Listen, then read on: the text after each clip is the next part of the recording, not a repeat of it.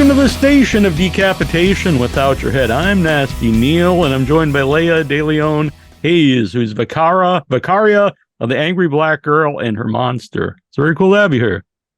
Well, thank you for having me. I'm very excited to be here. So what interested you in the character? What interested me in playing Vicaria primarily was, one, I wanted to lead a project. I was really excited to lead a movie. And a couple months beforehand, I had also spoken about my desire to do horror, just because I thought as an actor, it would be a good challenge for me. And then reading the script and reading the character description they had for Vicaria, I had never really read a character like hers before. And I'm always yearning to play characters that are, again, challenging and complex. And when you first see her say, like, death is a disease, and I believe I can cure death, it was intriguing to me from the very beginning. And I couldn't stop thinking about her and like wanting to dissect her brain. So playing her and seeing how complex she was, even in those few words on a character description, interests me in the beginning. When you said they're about interested in leading a movie, now you've been acting since 7, so maybe people think, you can never get nervous or anything since you've been in it for a while. But the idea of being the lead in a feature film what was that feeling like? Oh my goodness, yeah, I think you're always gonna feel nervous. I hope that these things always keep me nervous. It's a way of motivation to like push through it. But yeah, I've been doing it for a while. I started when I was 7, like you said, and then acting professionally when I was 9. And I had done lead roles in voiceover, and I had done lead roles on television. The Equalizer is my main show right now. But to lead a film and particularly an indie where it's not as much of a well-oiled machine as you get on a network show, or even when I was younger doing Disney and Nick, and taking that on, knowing that I was going to be number 1 on the call sheet and knowing there is responsibility that comes with that was nerve-wracking, of course, but ultimately more exciting than anything else. I think Bomani's belief in me was really lovely. And everybody kind of poured into me, which was great. And via Equalizer, seeing Queen Latifah and Lorraine Toussaint, they've led plenty of roles in their life and plenty projects. Just watching them too kind of helped me gain my confidence to take on this role. When you said like it's not as well-oiled machine doing an independent, what are the differences between that and like a big, I don't want to say a big project, but like a TV show? Because I also assume there's a lot more time constraints on that. Is it more freeing as an actor on some level? You know, I don't know if you have more room to work with on a movie like this. Oh, completely. I would say it's definitely more freeing as an actor because and it depends on the director and the people that you're working with, but the way that Bomani worked, it was incredibly collaborative, and he wanted to just do takes where we play, where like the script was the blueprint and we didn't have to follow every single note or every single line. He really put an emphasis on that from the very beginning. And of course, as an actor, it's much more fulfilling that way because you just get to try things out and play. And as opposed to like a television show, and especially when it's procedural, like you said, there's time constraints, and you come in and you expect to do your job and then go home, and everybody's expecting kind of the same thing every day. And you have people who have been doing it for such a long time that you come prepared and you follow the script and the lines, and that's that. As opposed to with indie films, or with this film in particular, we got to like let go and be free. The rehearsal process was a bit longer than we get on television shows. So it made it much more easier to get to set and just be like, all right, we've rehearsed, we've got it down, now let's just have fun. Does the rehearsal also help with like getting the chemistry together, you know, with your father and different characters in the film? Completely. It helps tremendously. I think we had about a week and a half, 2 weeks of rehearsal time, which isn't like a lot of time when you compare it to other films. But it helps so much, even with even with Chris, who's played by Adam, he had to kind of figure out the certain body movements and the types of sounds that were going to come from this quote unquote monster, or from Vicaria's creation. And just having like a few days with him to know how we were going to move together, know what our relationship was like as siblings beforehand, was so important to the story, and how obsessed and how much she desires to bring her brother back to life. So yeah, it helps so much. And also, I'm a bit of a scaredy cat, so like Bomani would play like horrifying music, so he could, like, that's interesting. Yeah. Yeah, definitely interesting, but it helps so much. When you're talking about Chris, when you first see him in the makeup, because I'm sure you're used to him as a human being, so when you see him in the makeup for the first time, what was that like? It was like already horrifying before even seeing makeup, because he like, not because of him, because of this. Yeah. No, not because not because of Adam, but just because he was already moving like the creature, and he was already making these sounds. He's ridiculously talented, and I think we got to do our scenes together probably a week into filming. So our special effects artist Christina, I could like see her creating the mold for what Chris's face was ultimately going to look like. And I could just remember going in and being like, oh my God, this is going to be horrifying. And then when I saw him for the first time, not to give this away, but it's in a dream sequence. That was the first scene that we had together. And I'm supposed to be like screaming my head off. And I think those screams were real screams, because it was genuinely horrifying. Do you remember what music Bomani played to get you terrified, I guess? I do. I do remember the sound, but I don't know what the song was called. He would take like these, it was less of like scary music as it was to horrifying sounds. Like it sounded like children and women screaming and screeching for like 5 minutes straight. So probably some YouTube video online. Someone yeah. Hopefully it's not just something he's listening to on his regular day, but day to day. So, I had Chad Coleman on the show before the movie had come out, and he was really putting it over, huge. And so, and he really put you over. So what was it like working with him? Veteran actor, and he's playing your father. Oh my goodness. I love Chad so much. He's been one just as a person. And as you probably know from the time you guys spoke together, he's just so unbelievably kind and generous. And he's just a sweet man. I mean, I watched him on All American like 2 years, 3 years before I did Angry Black Girl. And my parents watched him on The Wire. And so to work with someone who has just that much skin in the game, you just never know with certain actors who have been in the business for a long time, how that relationship is going to be. And he was completely open and generous from the very beginning. I think he got in like on some random night, like again, like a week and a half into filming, and he texts Denzel to text me to say like, we need to all get dinner right now. And that dinner that we had before filming kind of set the tone for what our relationship was going to be like during and now off camera as well. So I love Chad, and working with him, there were so many scenes that reminded me of my own dad. There's many things in Angry Black Girl with Donald and Vicaria that remind me of me and my father. So his character and our relationship holds a very special place in my heart.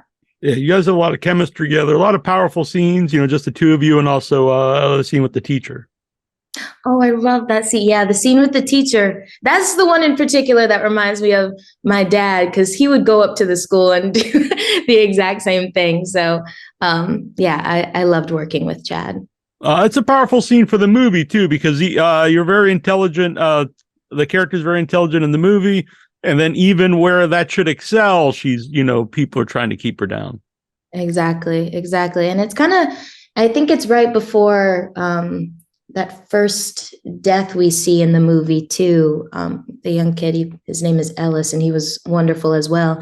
So it kind of sets the trajectory of like what's about to happen, almost foreshadowing a bit. So yeah, that's one of my favorite scenes looking back.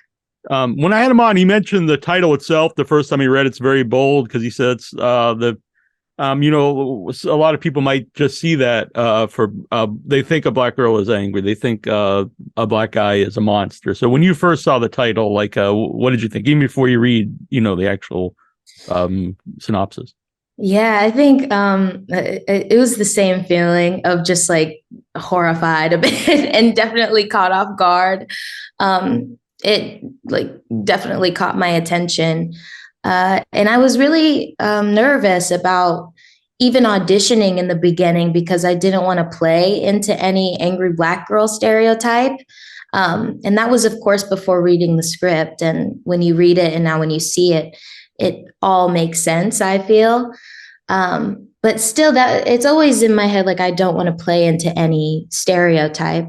And I feel it's amazing and crazy that people are having such like big reactions to a title before seeing the movie. But it just goes to show that even when you put something like being mad or furious or anger onto Black women and it's been turned into something racist, it's almost dehumanized us in a way where we're not allowed to be angry. And I feel that in the movie, you get to see Vicaria has every right to be angry. And there's so many moments where she's just a 17-year-old girl. She's soft and trying to just figure it all out. So I think it'll be great for people to see the film and know that the title catches them off guard and then watch the movie and have a different opinion. Yeah. So I saw it for the first time at Boston Underground Film Festival with my friend Annabelle, who wanted to be here, but she couldn't be here, unfortunately. We both really loved it. When you saw it for the first time with an audience, what was that like? Not only just to see it for the first time, but with people. Yeah, I was scared out of my mind. I was really scared because Bomani had seen it. The first time I saw it was at South by Southwest, and Bomani had seen it, and I think a few of our other cast members had seen it. And my manager and Brandy had also seen it, I think, something like that, or my agent. And so they had told me they couldn't find like a theater to put it in where I live. So I was just going to have to see it at the premiere. And I was like, oh my gosh, I don't know how I'm going to be able to take this. Just watching yourself, period, is a stressful experience. And this one was a bit more stressful because you just care about a project so much.